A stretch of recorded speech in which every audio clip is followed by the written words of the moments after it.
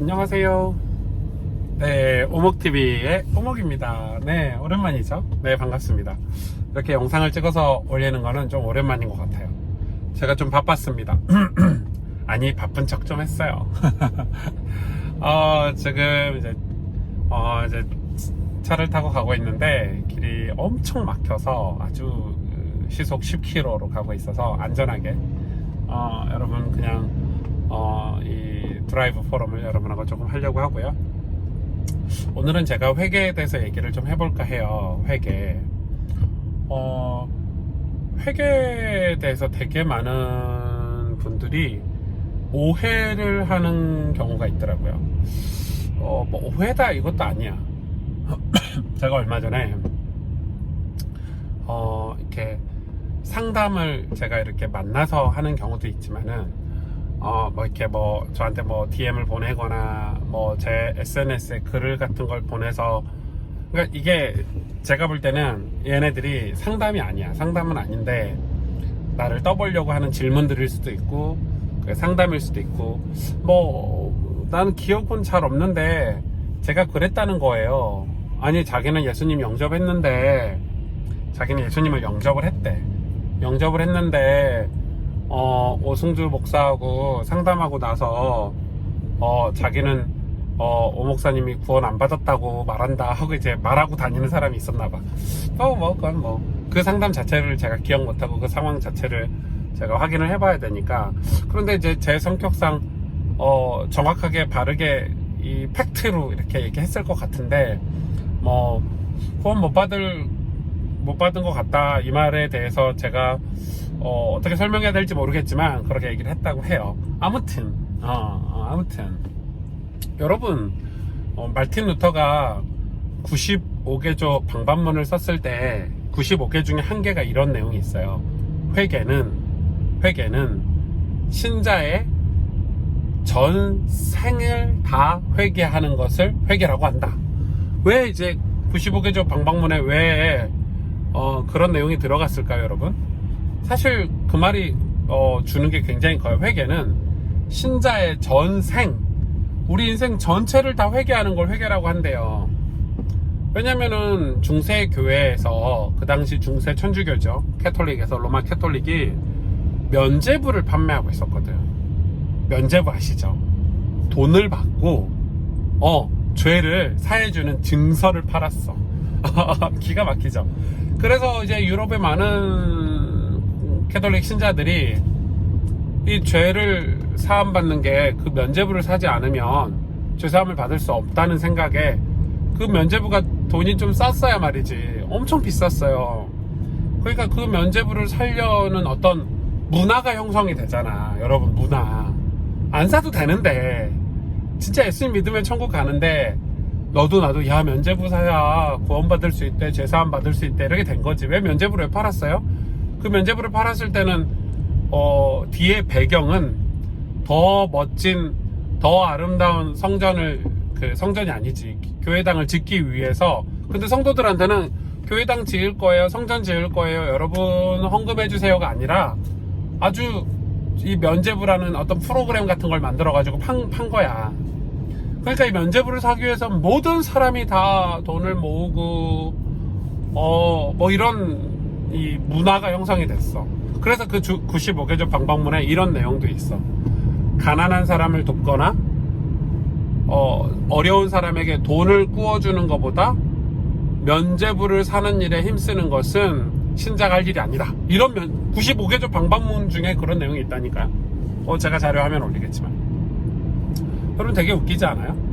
그러니까 이게 무슨 말이에요? 그러면은 면죄부를 산 사람들은, 여러분 생각해 보세요.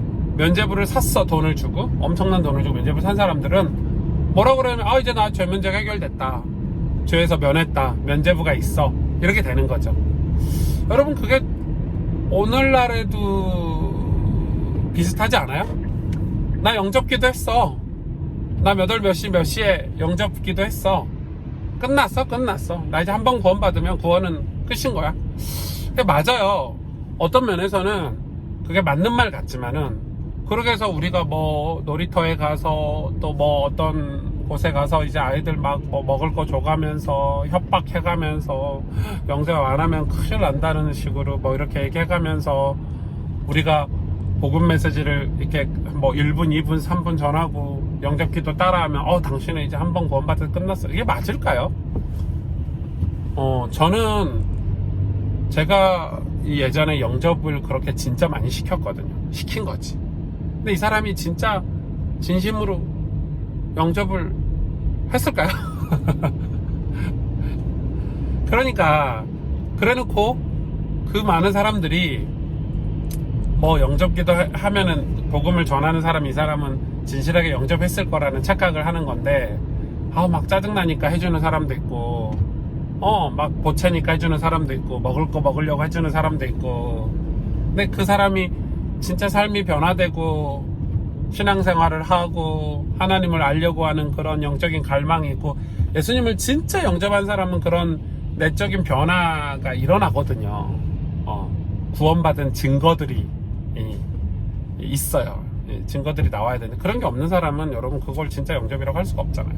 근데 마치 그런 식으로 예수님을 영접했으니까 자기 구원받았어, 그래놓고 하는 짓은 전혀 하나님을 더 사랑하거나 예배를 사모하고 흠모하거나, 그게 아니라 더 죄짓고 살고, 나 영접했으니까, 나 하나님 자녀니까 좀 즐겨도 되지.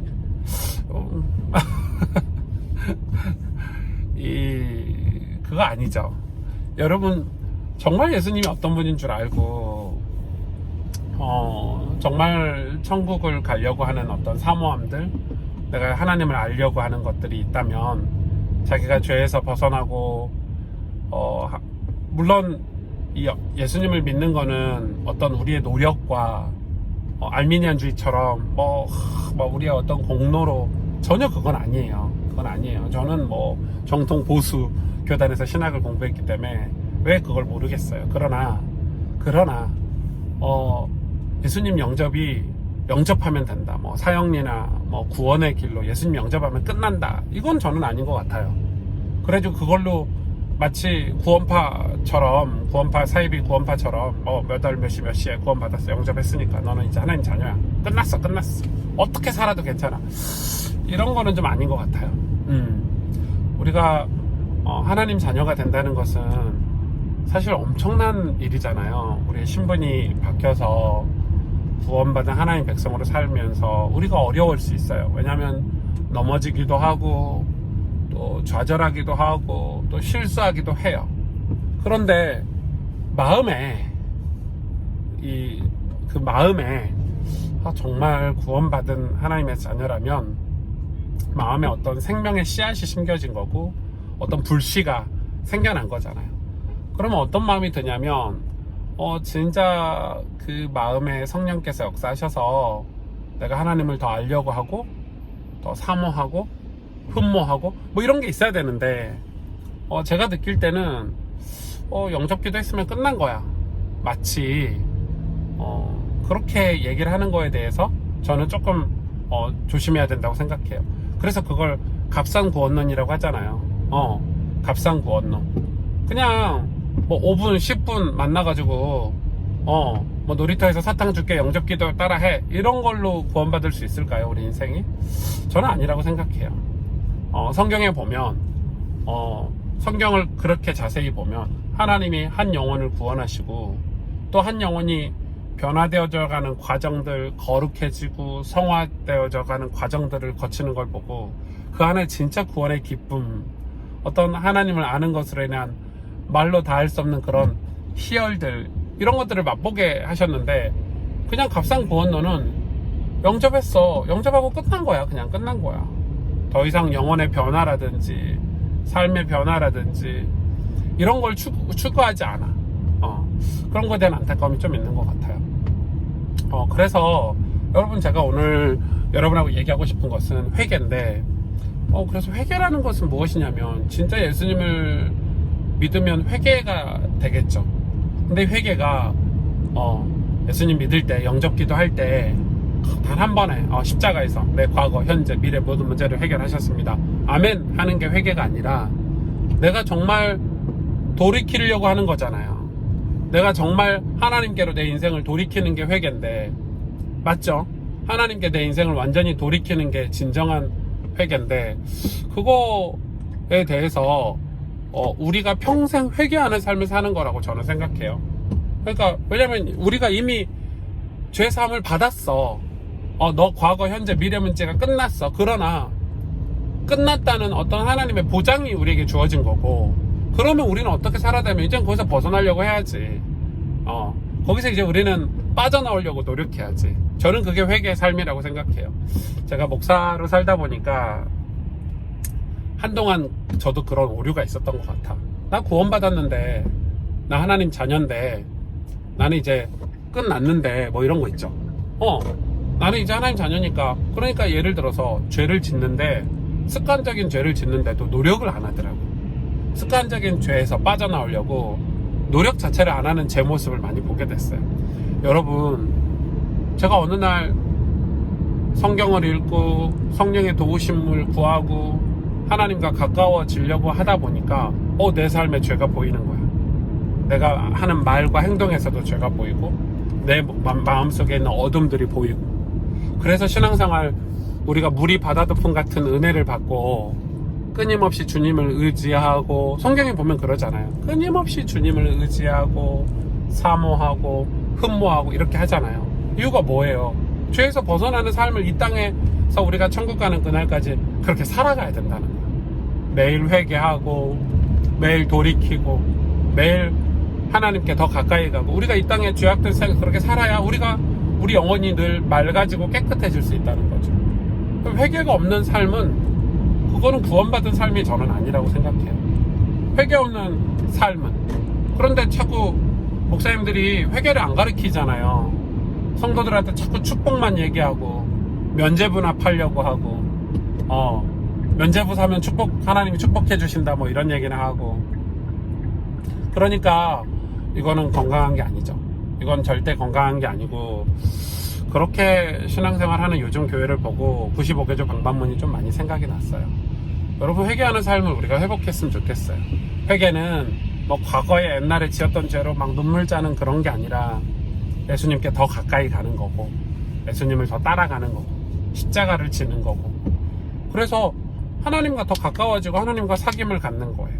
그래서 우리의 고백, 진실된 회개의 고백은 참 중요하고, 우리가 매일매일 회개하는 삶을 살 때 우리 삶은 하나님의 나라를 볼 수 있는 어떤 영적인 눈이 열리는 그런 삶을 살 수 있지 않을까, 그렇게 생각을 한답니다. 네, 오늘도 제가 회개에 대해서 여러분과 말씀을 나눴는데, 여러분 정말 회개하는 삶이 얼마나 우리에게 그 영적인 기쁨을 주는지, 희열을 주는지, 정말 우리가 예수님을 가까이 하고 예수님을 닮아가는 삶이 얼마나 우리 삶의 만족과 어떤 말로 다 할 수 없는 그런 행복을 주는지, 여러분 오목 가족들은 그 삶을 살았으면 좋겠어요.